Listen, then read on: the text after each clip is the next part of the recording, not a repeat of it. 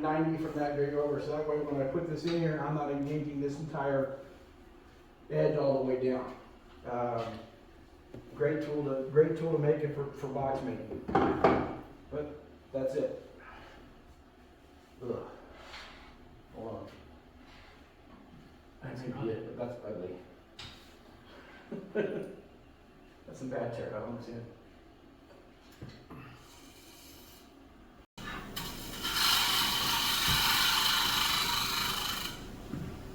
That's a really bad tear up.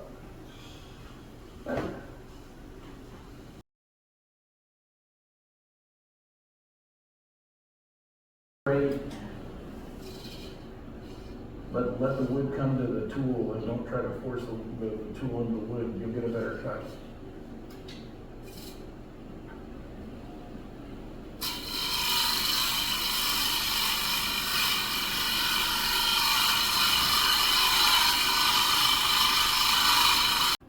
Chip time.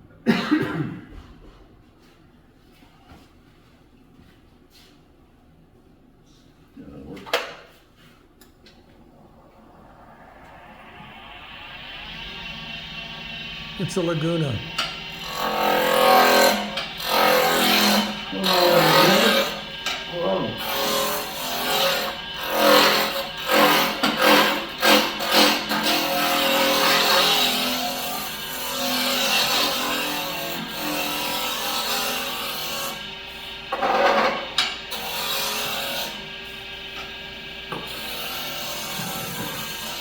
One of my favorite tricks I ever learned. Hold your fingers very lightly on the wood, you can feel it go level.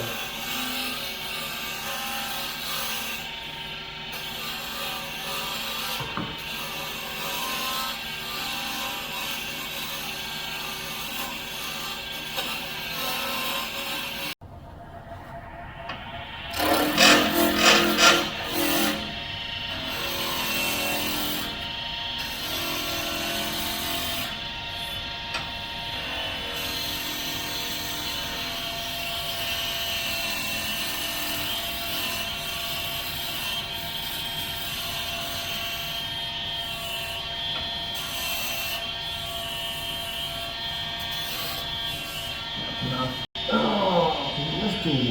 It's fun, actually. All right.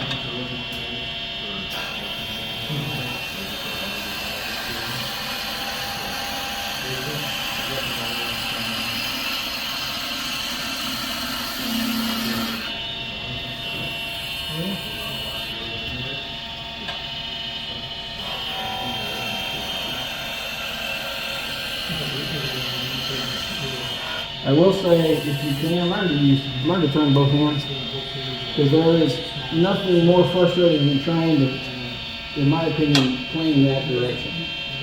Put it the other hand so you can see what you're doing. A whole lot easier to come in here and do that than trying to match it the other way.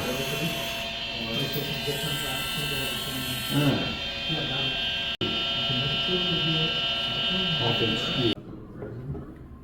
Up there.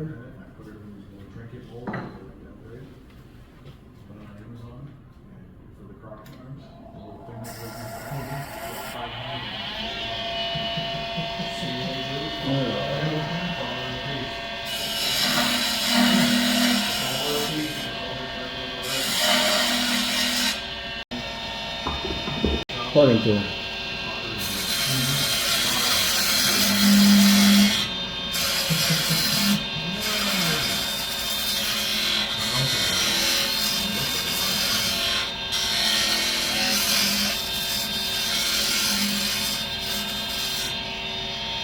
On here.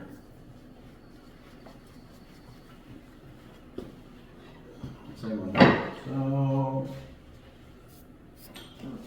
but this is a good way, at least, understand your markings if you can. So right there.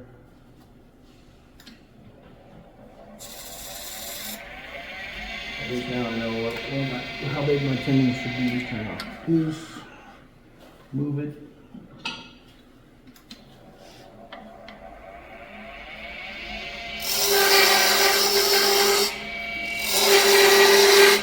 probably could get the size.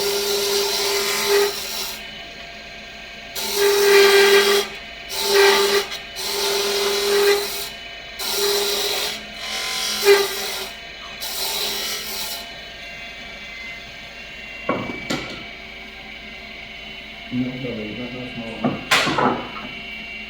Long tool. Clean up this end.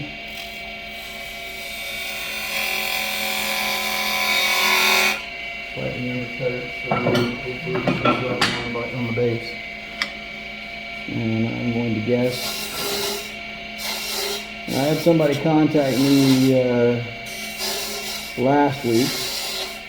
If by some weird chance you have a hole that's too big for your tenor, cut a plug, stick it in the hole, glue it in place, and then just drill a new hole. Pretty simple. You know, we all have enough scrap wood that doesn't even have to match. You're never going to see the plug. Just, you know, plug it, drill a new hole, and you're good. You know, good to go.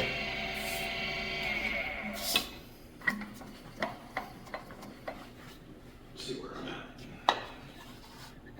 Woo.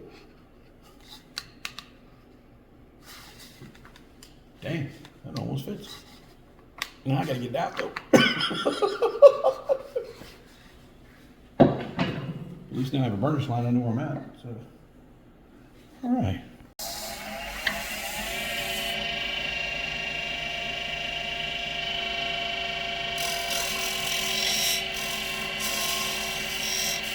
And you can use this little guy just like you would a shoe anyway. All right. Any particular designs y'all want to see?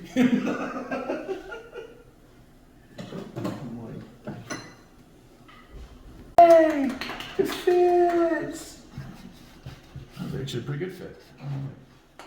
That's the reason why I do this by hand, so that way I can learn my joinery, get my joinery skills back, or not something I've ever done. On these spindles is a whole lot simpler than trying to get something symmetrical and even. It's just an easier thing to do. In general, I should have enough tool rest now. So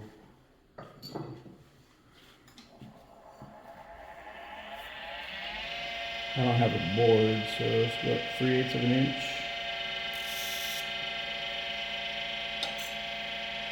Down 3/8 of an inch. And then half of that is 3/16. 1, 2, 3. Right there. And then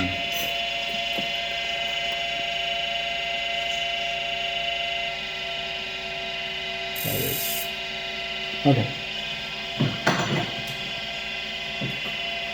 Oh, I'm gonna hate this.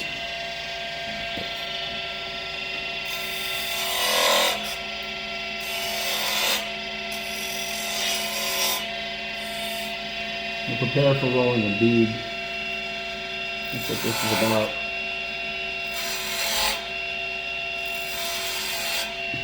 But I also want this side to be a little bit smaller because it's the top. I want to give a little bit of that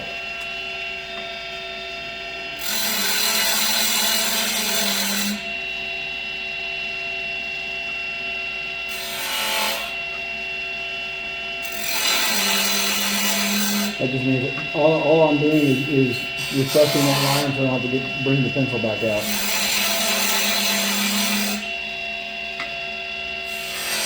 That's how you mark the wood ones. Now normally I would always with the skew. Unfortunately, I'm not with it.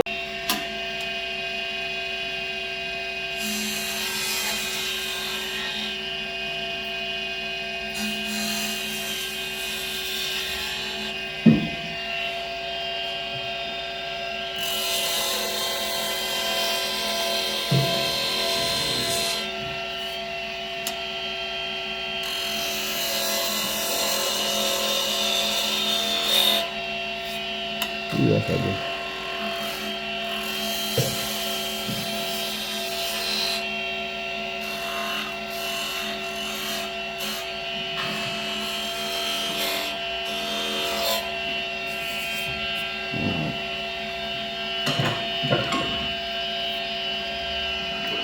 This is going to be a toe.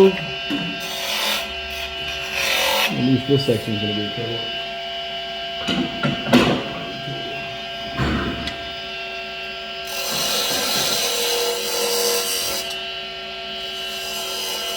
I will say, if you want to fix coves, make coves look better, add a small fill on the side. Don't make it from a bead into a cove. The smallest fillet will make it look so much cleaner of a piece. It's something I wouldn't have thought was a big deal until I started working with it myself. Now this is going to be an irregular cove. It's going to be higher on this side than this side. Just sheer out of design. So I'm just setting it up so that way when I start cutting the cove, it will be. Also, whatever you do the thinnest thing is the last thing you want to do in a spindle. Because if not, you're just going to introduce vibration. If I cut that cove right now, this piece is going to shake like crazy, and I'm not going to get any kind of good clean cutting. So.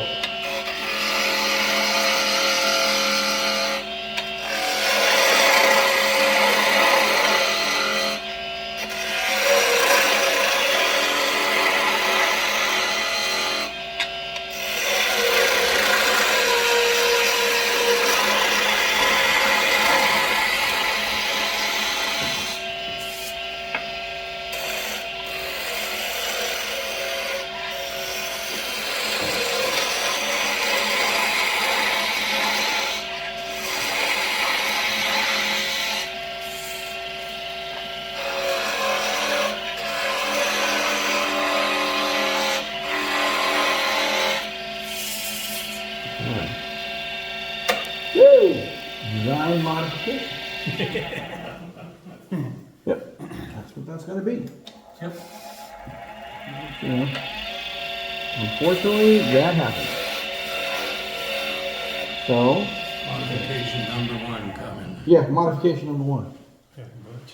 Yeah, Not a problem. I haven't added one of these in one of these things yet, so let's do.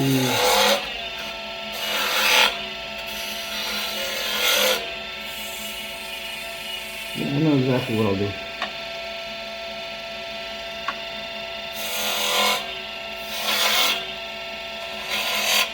Okay. I'm going to do kind of like a little acorn-like vessel right here.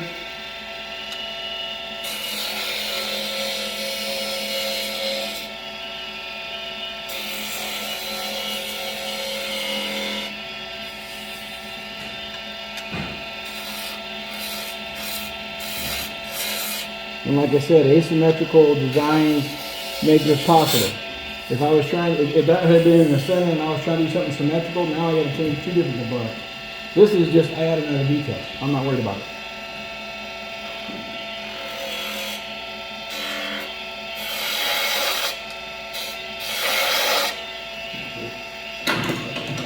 Big boy.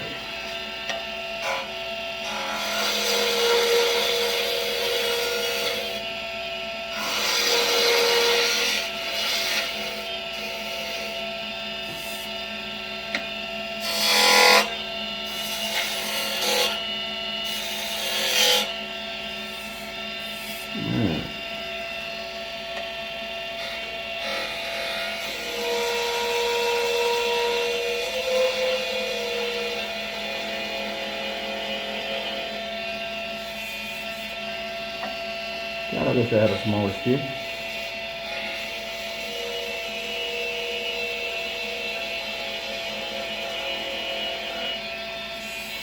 There it goes. That's not too bad. So now I'll just do the same design right here that I was going to do.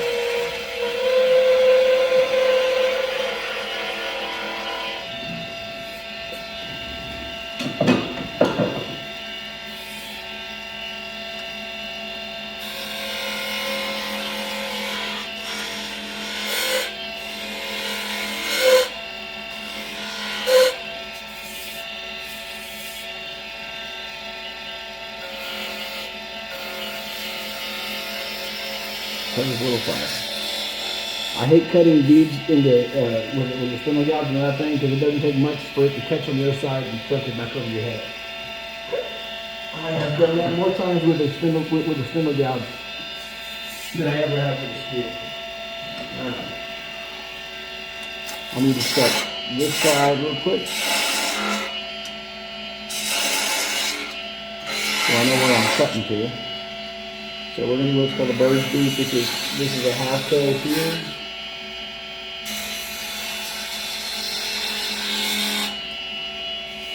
Okay.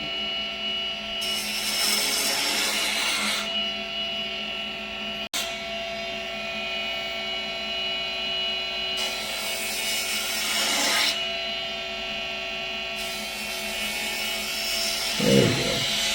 All right. Now, place the work.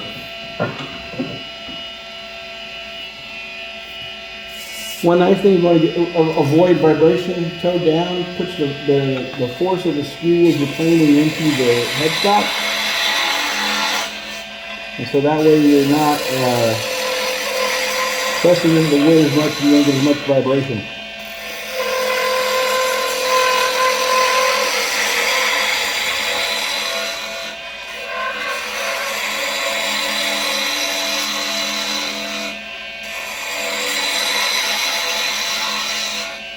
But when I want to get down here, it's just so easy to do it this way.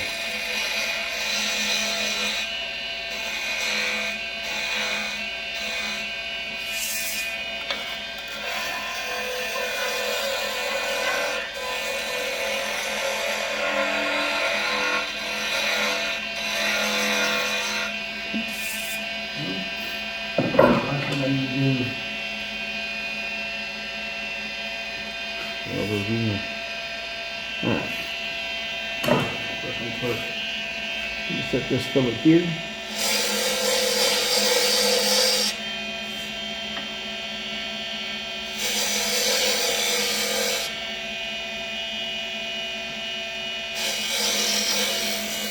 Okay.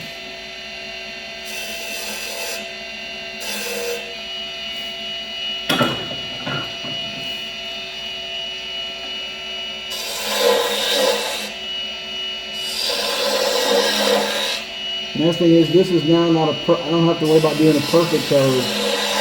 This is going to be an irregular cove. The cove's actually going to be a little offset to the shorter side, so I'm not trying to worry about having both sides symmetrical. Like I said, asymmetrical work will make you look so much better. It gives you just a lot more to play with when you're working.